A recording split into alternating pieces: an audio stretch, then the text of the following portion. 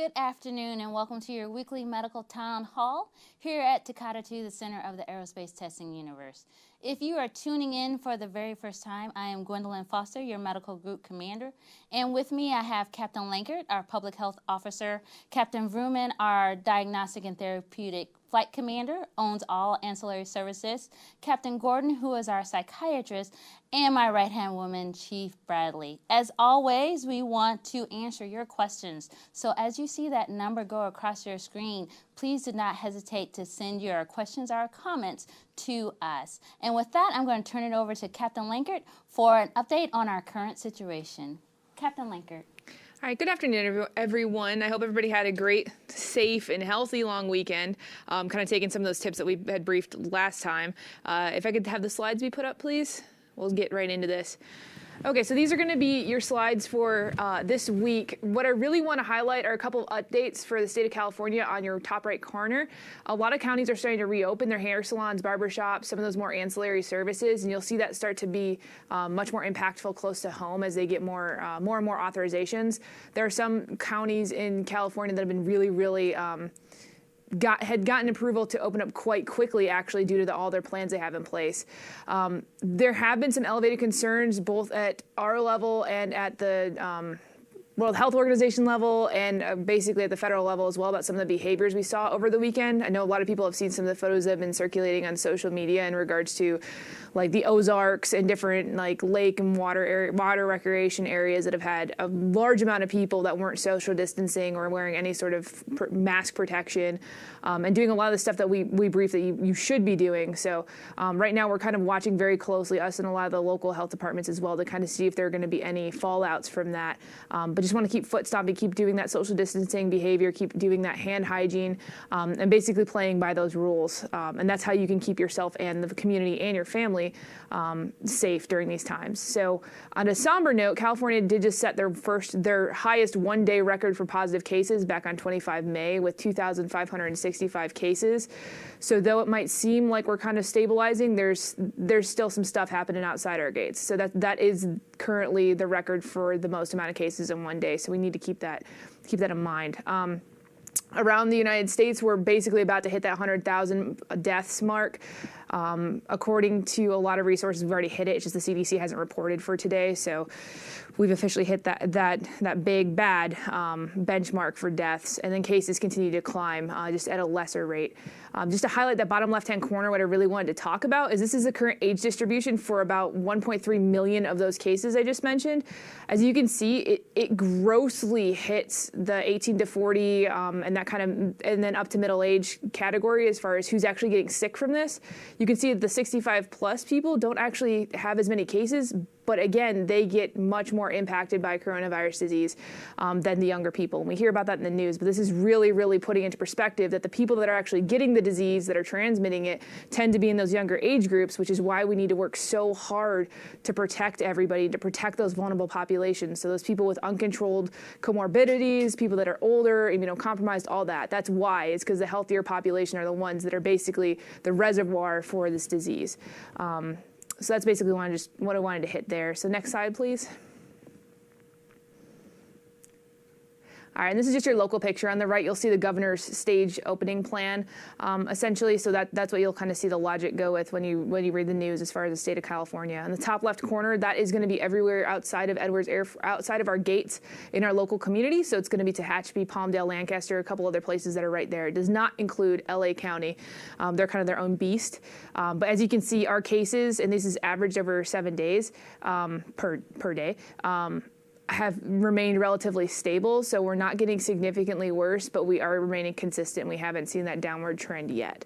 Bottom left-hand corner is just the change from last week when I briefed you all before. But otherwise, again, the key points: stay safe, keep playing by those rules of social distancing, hand hygiene, staying away from gatherings, and that's going to basically be the mantra this entire time until COVID basically goes away or we get a vaccine. So that's all from me for today. Thank you, Captain Lankert. Next slide. And I know you keep seeing this slide every week, and this is to show you that, yes, we still have services even though they're degraded. And as we are providing those services, if it is readiness, medical necessity or has to do with in-processing, out-processing, we may be able to provide those services as well on a case-by-case basis. So please make sure you're calling our appointment line at 277-7118 because we want to make sure you get the care that you need when you need it. We continue to also work very closely with our community health partners to make sure that that medical capacity is also outside our gate. So as you continue to monitor what's going on in the news, we are doing the same thing because, again, we are watching that same criteria as far as, one, medical capacity, two, the trajectory of cases. As you heard Captain Lanker say, right now we're just plateauing. We're not seeing that downward trajectory. And then also monitoring as far as the number of symptom-related coming into the our community partners as well as coming in to be seen by us as well. So we'll continue to watch that closely because, again, we want to make sure you are able to get the services, whether it be on base or off base. And now I'm going to turn it over to Captain Vrooman, who's going to talk a little bit about pharmacy and our laboratory. Captain Vrooman? Thank you, ma'am. Next slide, please. So if you've tuned into this before, you've probably seen this slide before. This is kind of just the frequently asked questions about what's going on with pharmacy right now. The key points are that pharmacy services are not impacted to a great degree.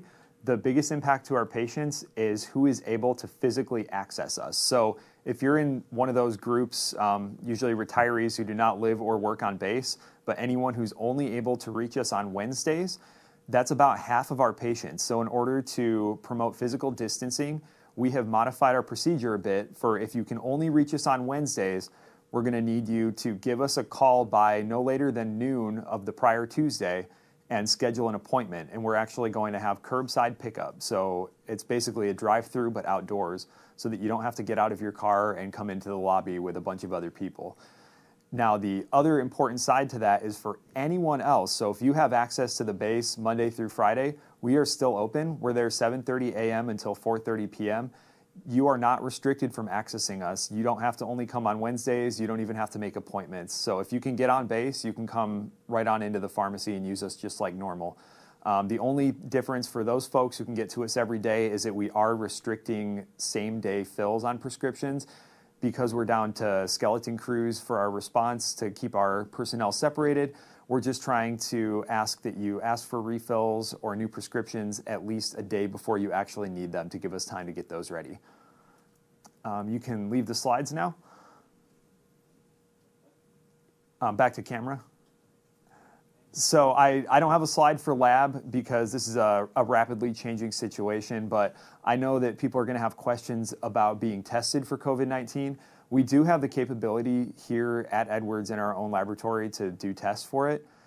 There's a couple of different ways that it can happen behind the scenes, but the important difference is we can do tests that are sent out to an Air Force lab that take a couple of days to get results.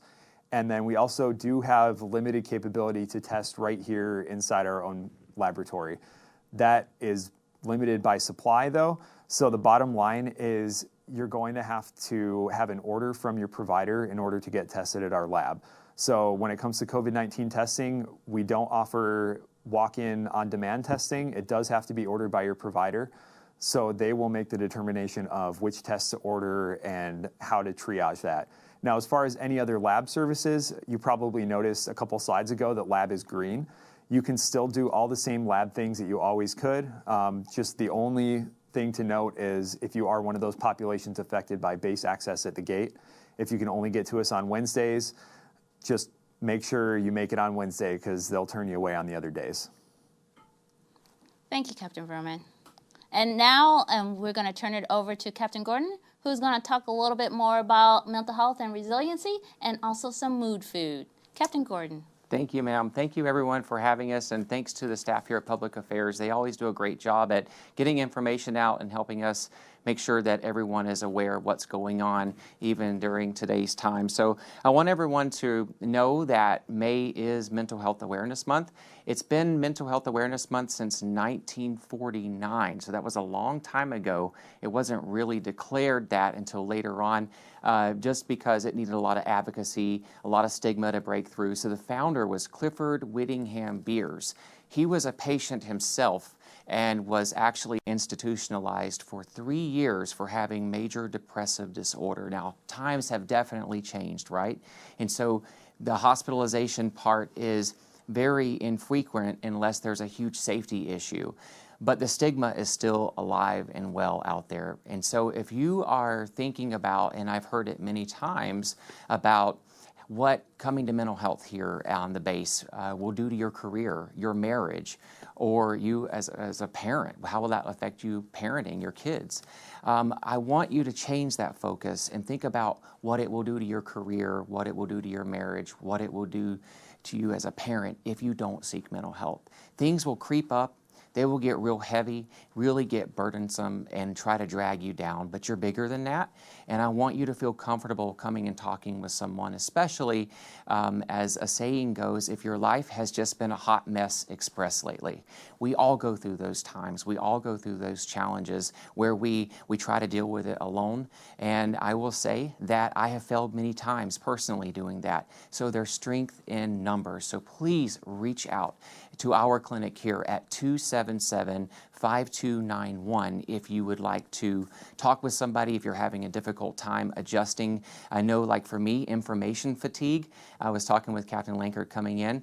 We do receive a lot of information in regards to current events that are going on. I would just say, please make sure that you try to limit yourself to information going in. Put in some good mental food, some good mental stimuli. That is part of your mood food diet. And we'll talk further about that as we get further along here.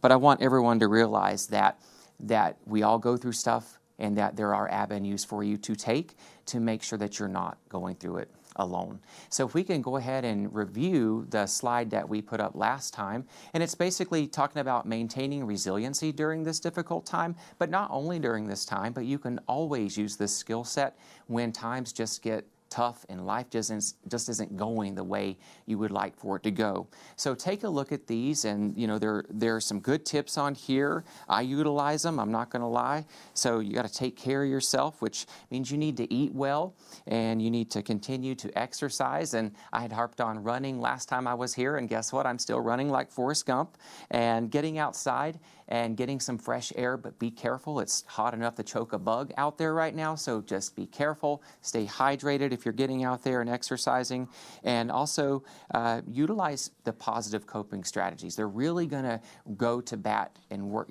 As you go up to bat, you're going to hit a home run as long as you keep that positive frame of mind. And pursuing educational goals, saving money. A lot of people haven't been able to go out and to the brick and mortar stores, and I had said last time, try to stay off Amazon, and recently I had to tell myself that. So just keep in mind that you maintain your budget, try to save, so when things start to get lifted, you'll have some money to reward yourself for all the things you have endured over the past months. Maintain a positive social connection with everyone. Use all these platforms that are out there to stay connected with your relatives. It's very important that you are all in this together, and you'll realize that you're not alone, that they will definitely validate you all day long about how maybe your style's been cramped by all of this, but you're still alive, and hopefully you haven't caught the virus, and that you are still maintaining that physical distance, but you're still keeping that social connection. And then continue to focus on what you can control at this time, and don't become overwhelmed with things that are approaching. I know a lot of you may be PCSing, getting ready to change and go into a new duty station. And what that looks like is there's a lot of people who may be having to manage these things by yourself along with being a parent. I would just say do not be afraid to ask for help. There are resources out there within your unit, I'm sure, that people would love to help step up and help you get through this time so you don't have that burden by yourself. And then utilize the resources like Chaplain, Us in Mental Health, the AFRC, and the Key Spouses. They're all plugged in. And if we don't know how to help you, we're not going to stop until we give you a resource that hopefully will connect with you and that will hopefully resonate with you and empower you to proceed with that resource to get the much needed help. Okay, so we'll go on to the next slide. and talk about the podcast that I created. And I want to say a little disclaimer here that I do at the beginning of every podcast is the views that are expressed when I'm doing the podcast are mine and mine alone, and aren't necessarily the views or opinions of the Air Force, the Department of Defense, or the government. This platform that we established, and I have my husband to give all the credit to for creating such an amazing logo. We started it early March, and we are all over the world now. It's really amazing whenever you have this vision.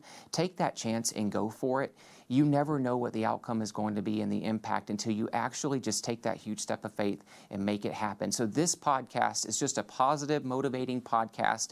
I use real-world issues or concerns that maybe I have experienced, or I use situations that people are emailing in or topics that people are emailing in, and we really appreciate that because we're here for you and to address any topics that you would like for us to talk about. It's just something motivating and positive out there. So it's on all the platforms right now except for iHeartRadio and Pandora. We're waiting for approval, but we are on all the continents. People are picking us up and listening on all the continents except for Antarctica because it's probably too cold, and which we could use some of that coolness here, and also Pandora. We're waiting for approval. And so if you have any show ideas and you would like for me to elaborate on or talk about, I'd be more than happy to do the research for you. And we are all in this together, and I try to stress that and just put some positive vibes out there. We are what we eat, but we are what we think. And I want to make sure that if you're thinking negatively, that the outcome and the output is not going to be negative. So put that positive mood food in so you get that positive reaction out. And so that's why we created this. So the email address is moodfoodpodcast@gmail.com. So I hope that all of you will tune in and download us. And like I'm a work in progress. I'm a prior radio DJ, and so I always had a face for radio, but not for television. So I try to make sure that I have I step back to the compassion that I love to try to help, and I hope it does help you out there. So we'll go on to the next slide and talk about some of the resources that are out there and the contact numbers. So please take note of these. They're very important. They're not anything new, and so I want to make sure that people realize that there are people standing by to help you, and that just make that connection. Pick up the phone and dial. I'm not trying to sell anything here. I'm just trying to make sure that you know that you are supported and don't go through anything alone. Okay, the next slide, please. And this next slide it's great smartphone applications that you can find, and the categories are listed in the bold area where it says strengthening relationships, parenting, personal development. Very important apps there in case you're having a big time or hard time struggling with being a parent, a teacher, an airman, balancing that act as you're working from home. And just make sure that you are utilizing those resources. We're all here because we want to make sure that we get the word out. And we're all here because we want to make sure that you feel supported. And I think that is all that I had today from a mental health perspective. Don't forget that if you are having a difficult time, just reach out. We have the Disaster Mental Health Program activated, especially during this time for COVID. It's 4 undocumented sessions. All you have to do is call our clinic at 277-5291 and ask about the DMH, and we will get you plugged in with a provider that can help you with that. And if it's something larger than that or greater than that you want to talk about, do not be ashamed. We are here to help you, and you're not alone. So please, don't let the stigma keep you from getting help. You deserve to live a happy and healthy life. And so make that happen for yourself. And that's all I got for today. All right. Thank you very much, Captain Gordon. Next slide. And as you heard Captain Gordon say, we are all in this together, so we cannot do this alone. We need you to continue to use those safe behaviors to help us flatten that curve. So making sure that you cover your cough, wash your hands, keep that safe physical distance, 6 feet or more, and wear your cloth mask if you cannot maintain that.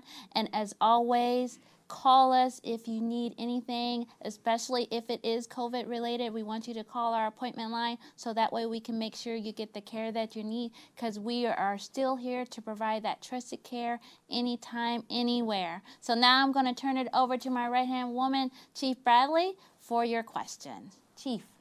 Good afternoon, everybody.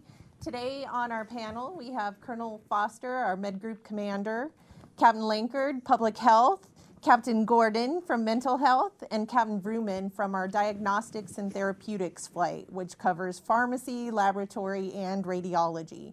So those are the experts we have on today's panel. Feel free to text in your questions to the number you see on your screen, or you can post them on our 412th Med Group Facebook page, and we will answer those here today. So far, we've only received one question from earlier in the week, and I'll ask this one to you, Captain Lankard. Have there been any studies done, or is there any information on the safety, efficacy of school-aged children wearing masks all day? I see LA County's projected return to school guidelines will make wearing of masks in school a requirement, and I was wondering if this is something the base is looking into for when Kern County publishes guidance for our school district, and just concerns on if the masks are safe to wear all day for our children. Okay, yeah, so that's a great question, because we are opening up into this whole new world that we're going to have to function in, and a lot of times it's going to be requiring mask wear in cases where we traditionally might not. And this is a good example of it, is the kids going back to school. So one important thing to note is the CDC does have mask guidelines out there, and it's basically if you're 2 or older, that's when masking is encouraged. It's safe for them to wear a mask as long as you don't have any respiratory issues or you have difficulty breathing, or it'd be like a choking hazard if it's a super duper young kid or young baby. But all the studies that we've been able to review so far say that there's no negative side effects from long-term mask wear, and all these studies were done on children that are immunocompromised that already have to wear masks all the time, so it's separate from COVID, but they've looked into it because of that, because there is a population that frequently has to mask, and they have to mask for a very long time. So that being said, right now the CDC provides guidelines, like I mentioned, as far as the younger kids, what age is appropriate to mask, and right now there is no evidence showing that there's any negative side effects from it.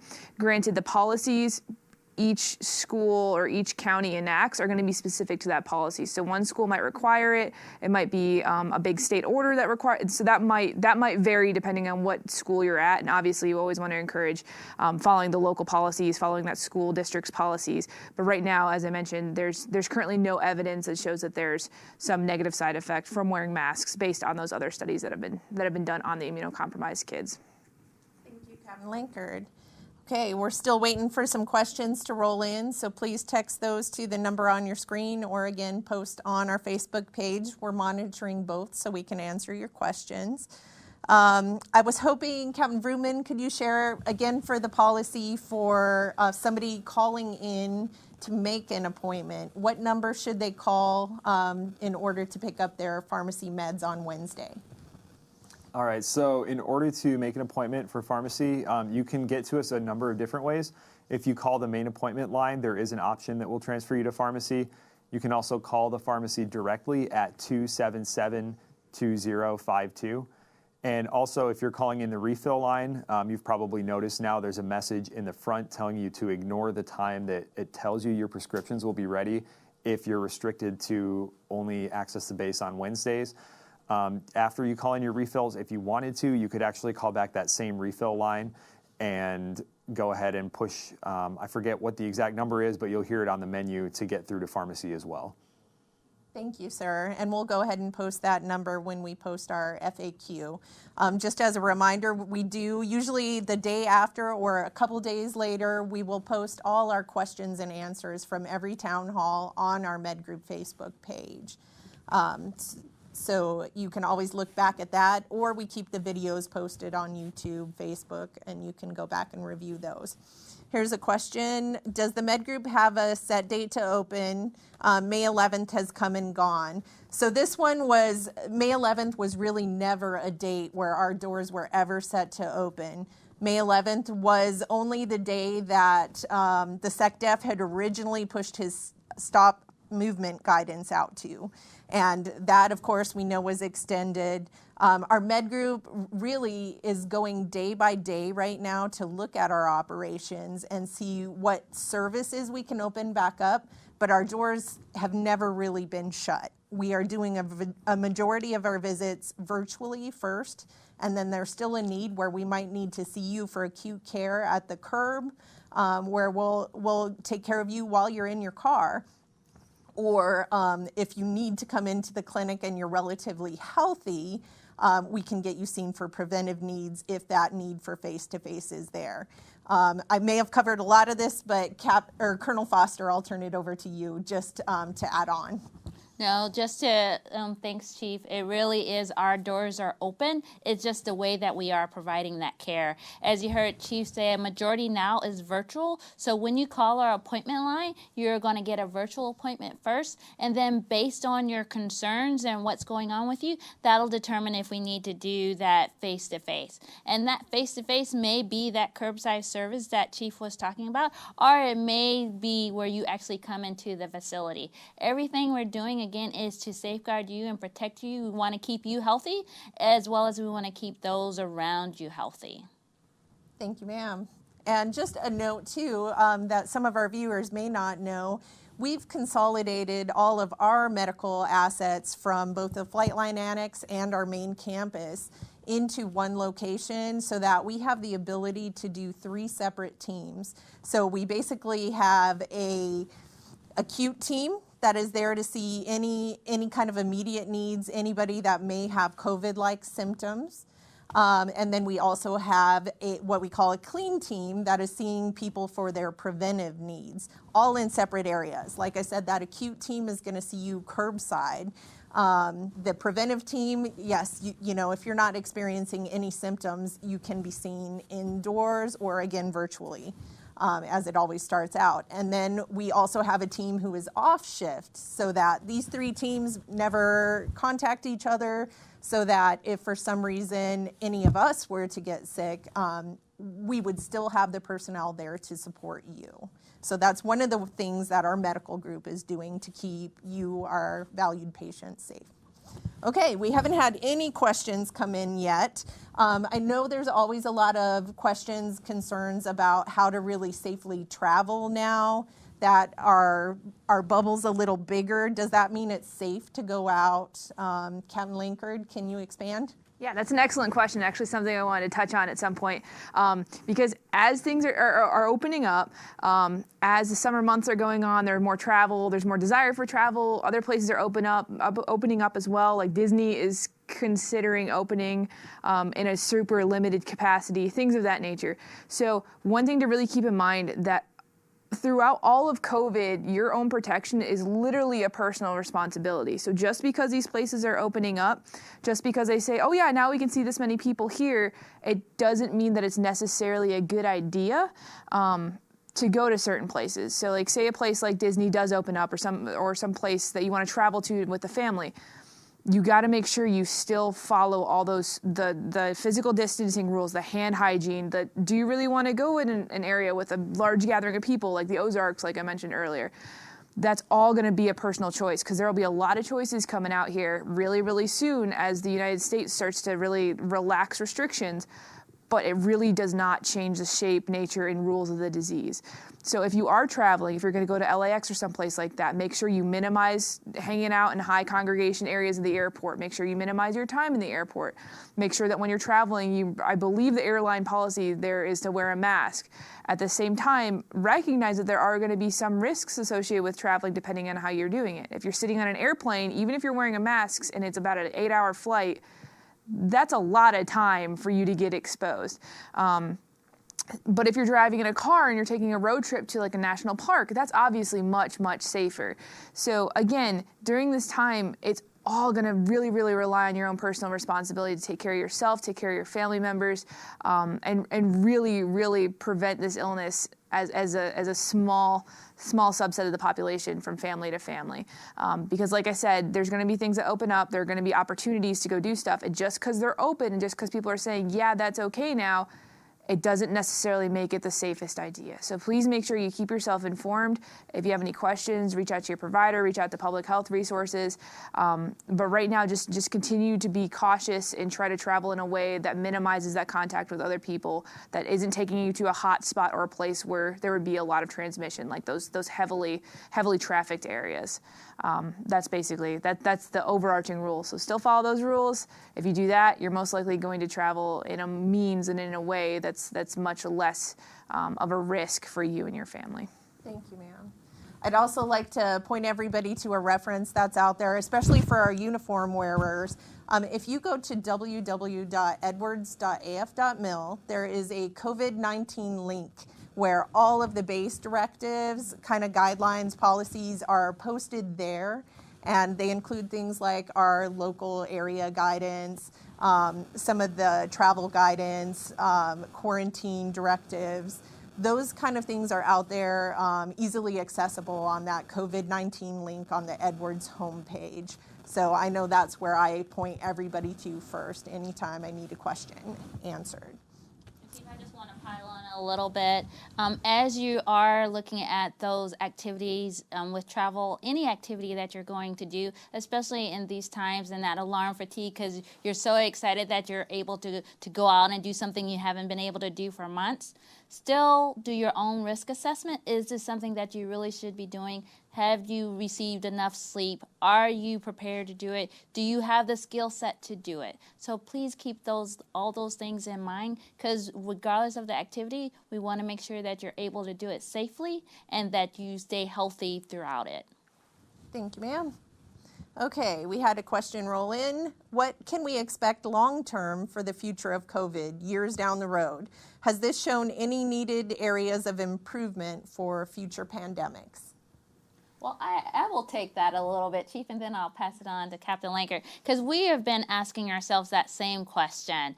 With everything that has occurred in our history, when you think of 9/11 and what will be our continuation, when you look at how we do security with TSA at the airports, what would be ours that will stay? So how you see all those hand stations right outside most of the establishments, that we know will stay. So when that flu season comes, you are going to see those hand stations to make sure that you are washing your hands before you even come into facility. Another thing that we've been talking about that we'll think that will continue, and it really has to do with that change of culture, is that coming to work when you're sick. All of us probably can think of that person that came in hacking up a lung, but yet they still continue to work. So just those are some of the things that we're looking we think is going to stay, and I think that is some goodness that is worth staying. And so over to you, Captain Lankard. Excellent. Just like Colonel Foster said, so the culture is the biggest thing we're going to see hopefully change from this across the United States, across a lot of stuff. So just like with other, like H1N1 changed some stuff there for a little bit where people got really like public health minded for a while. The unfortunate part is that people's memories tend to be a little bit shorter if we're not actively being impacted by something. So say we have a big event like COVID, say COVID just goes away. As the years go on, what we've seen in the past is people are like, oh, okay, well, we don't really necessarily need to have certain measures here anymore. We don't necessarily have to do this because it's not like in your face. It's still there, just like how flu season's always there, but it kind of gets a little bit muted. It's like, all right, well, yeah, we don't necessarily need to do all these steps. So like, for example, everything with COVID right now is absolutely applicable to flu season. That's how we can prevent deaths from flu. That's how we can prevent cases from flu. They're standard stuff. We just hadn't necessarily been doing them as a culture because it wasn't really in the forefront of our minds. So hopefully, and just like how Colonel Foster mentioned, a lot of things here are going to stay because this has been a big, impactful, memorable event that literally has hit pretty much every single person in this country one way or another. So hopefully what we see at different levels, even at high federal levels from the CDC and stuff, is just what's their data collection? Is that going to be impacted? Is there a way that we could roll out tests better next time? Is there a way we could roll out lab capabilities better? When or if a vaccine comes out, looking at what lessons are going to be learned from that, which they're currently posturing for. And then hopefully going forward, we keep those after action reports, we keep those memories, and we can apply them for the next pandemic, because there will always be another pandemic. This is not the first one. This will not be the last one. I can pretty much promise you that. But going forward, we can use it as a big touch point of, hey, do you guys all remember where X people lost their jobs or X people died, X people are impacted? Remember when the world stopped for however many months this is going to go on for? We have a much higher possibility of taking these lessons and internalizing them and then applying them, especially as COVID is going to start transferring into flu season. That's a really good way we can keep remembering it every single year, because these same things we're doing now, minus the massive social distancing, obviously, but still in a small form, staying away from people when they're sick, not coming into work when they're sick, all these things we should be doing, hopefully it will stay at the forefront and we can take those lessons and apply them. I know certainly on Edwards Air Force Base we are, both as public health, medical, all the way up to the base commander level. There's a lot of things we learned that are like, hey, these are actually things that worked. Besides everything else as far as the teleworking capabilities, getting all those up and running, all of that, that's going to be basically the ways of the future, because we see what we can work with, we see what we can't work with, and we've learned a lot of great lessons from this. And so hopefully it gets less painful as it goes on, and we do take them through the future because this was such a significant event and so applicable. Thank you, ma'am. Okay, we have a question for Captain Vrooman. Does the base have any antibody testing capabilities yet? As of right now, we do not have the capability to do antibody testing on base. There is an analyzer, a machine that we already own, that they're working on kits for that, so that should be out. I don't have a specific timeline from the manufacturer yet, but definitely within this calendar year. But again, just like the other test for the virus, the need and the applicability of that test is going to be up to the provider team. Right now, the ones out there have some issues as far as being able to be clinically useful for us. It doesn't mean we're not trying to get that capability. It just means it's not some kind of silver bullet. But we are trying to get that capability as soon as the test kits are out. We're pursuing some other avenues. Maybe there's some other machines we could buy to get it sooner. But whenever we do have that capability, it's still going to be up to the providers to determine when that is necessary and required. Thanks, sir. All right, here's a question that I've often thought about myself. Should people be concerned about getting food from restaurants via takeout or delivery? How should people ensure that COVID has not been transmitted into the food? Captain Lankard? Yeah, that's a great question. So the only concern we'd have as far as COVID being transferred into the food is, first of all, there's nothing that shows that it's so resilient that it can't just be cooked out of the food. If on the off chance, again, people should not be working sick, they should all be wearing masks and all those procedures, but if there are enough holes in that system for some reason that somehow COVID got on your food, it would be cooked out. The main concern you would have, is just like with any other food that you go to get, is if it was ever, it would have to be introduced in a really gross way, essentially, that I'm trying to avoid saying, but basically if someone sneezed on your food and had COVID, but at that point, there's a lot of other concerns there because someone sneezed on your food. So that would really be the only situation that would really happen. And I'm pretty positive that situation is very few and far between. So your normal going out, getting takeout food is actually quite safe because you're not going in there necessarily, or you're going in just picking up going. And that's the main transmission of COVID. It's not necessarily from touching door handles or anything like that. It can be transferred if you touch handle, touch face, touch eyes, all that good stuff. It's more so from the people. So if the person that's delivering your food, a lot of times they do the drop off at the door thing where you don't even see the person and just surprise, there's food there. Or it's you go into the restaurant, they're all masked up, you just take it and go. There's such a limited capability for exposure there that it's really not something to be concerned about, unless that super exceptional situation happens. That's pretty gross. That's really the only situation I could see if someone did that and then you consumed it. But even then, I'm not too positive that you could just. That'd be really hard. That'd be hard to have a really high risk there. Basically, you just watch me brainstorm. So that's where I'm at with that. And I want to point out, you heard what Captain Lankard said, when you go in and you see them masked up. So if you are going into restaurants, or if you're going through a drive-through and you do not see them masked up, think twice before you get that food. I have actually gone to establishments where they weren't masked up, and I left. And so, again, you want to make sure you're doing everything to keep you safe and to keep your family safe. Good advice. Okay. We haven't had any questions roll in, so I'm going to ask a question that I'm concerned about, and maybe Captain Gordon from his mental health expertise can answer this. How can I get some better sleep at night?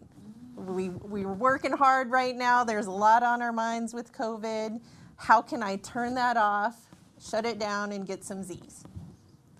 That's a great question, and I definitely suffer from that as well. And I would have to say what we're trying to instill in people is to find some way to start transitioning to a bedtime behavior about an hour or two before you actually go to bed. Try not to get into bed and watch TV, eat in bed, get on your cell phone. Have some sort of structured setting to where you are starting to get off your electronic devices a time period or a period of time prior to getting into the bed. That way the bed is just there, it's ready, and try to make sure that you have the lighting down, ambient music. Now, this is something I'm going to self-disclose. So I have 3 sound machines, and I listen to ambient music at night. And do I still get a good night's rest? Sometimes. So I will say whatever works for you and can kind of relax you in a way that, but I'm guilty because I do like to watch TV sometimes before I go to bed, so that's probably, I'm confessing to that. But it is something that really does affect, and I have noticed that when I do get off my electronic devices and I stick to a structured sleeping plan where I go to bed at the same time every night. I try not to go to bed really on a full stomach. I try not to have any caffeine past 3 p.m. and I love my coffee and sodas. But it is something that I do try to stick with, and I will say when I am disciplined and I'm a good boy, it works. It really does. So you have to find something that will work for you. And then also too, if you are having a thought storm before you go into bed, make sure you try to write that stuff out. Last night, I did the very same thing because I laid down and I realized, okay, I need to take care of this tomorrow. And I laid there, and I laid there, and I laid there. I finally got up and I wrote it down so I would not forget. And then once I got that on paper and I knew I wouldn't have to have ownership of it throughout the night, I was able to relax. So you just have to find tips that work for you. And I would just say structure it in a way that you start early in the evening and you work progressively towards bed. And that means cutting out your caffeine, going to bed at the same time, and electronic devices. So those are a few tips. And like I said, I sleep with a lot of sound machines and ambient music. And if I do follow the regimen I just talked with you about, it does work. Because I'm very sensitive. I live on base, and so if they do some flying, I wake up. So I try to make sure I have enough noise to balance that out. But I think all of us really suffer from, and there was a great study, I don't know exactly, I can't remember, it was a long time ago, but it was the invention of the light bulb that actually started sleeping issues because people were able to start working at night and working this shift work that really knocked off their rhythms. And with that, ever since then, it's very hard to be disciplined at turning off the lights and going to bed. And but if you really do structure it in a way, you'll find some benefit from it. And if you're having that thought storm, make sure you write that stuff down before you go to bed. That way you're not going with a mind full of things. Hopefully that's a little bit helpful. And I actually should do a podcast about that. So, and I know a lot of you may be out there getting ready to retire. And so the next week's podcast is actually going to be about retirement and that transition. So it'll talk about the effects of maybe you already are retired, you're thinking about retirement, or if you've been unfortunately laid off during this time. And then we have another show idea about the work-life balance, and that's going to be following that. And that's going to be another episode that we're going to break it down and offer some sleeping tips in that as well, because it is a balance. We are all juggling a lot right now.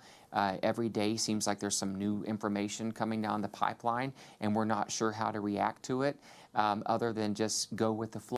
Just say, try to surrender some of that stuff that may be a distraction to you, understand what you can control, and feel good about what you did accomplish throughout that day. That way, hopefully, when it's time to go night-night, you'll be okay and you'll be able to relax a little bit better. I hope that helps. That stuff works for me, but everyone's unique. Great advice, sir. Thank you. I have another one, it looks like, for Captain Vrooman. Are they using swabs on base for testing, or is it saline in a cup?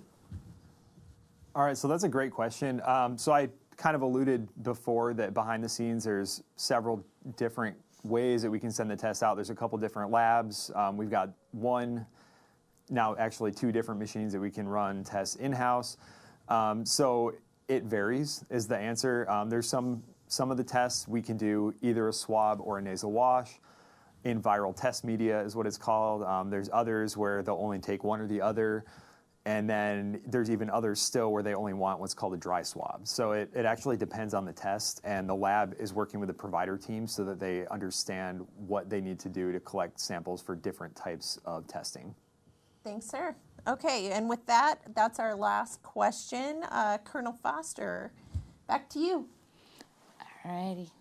Well, as always, thank you for tuning in. We are very, very thankful that you are on this journey with us. Wouldn't want to be on this journey if we could have avoided it, but here we are, and this is a partnership, and we're very thankful that you are part of our family, and we will get through this together. During these times when we can't have that physical connection with each other, we can still stay engaged and find ways to connect, because we definitely need that throughout this. And so whatever we can do to support you through that, we are here for you. And with that, we will see you next week. Thank you again.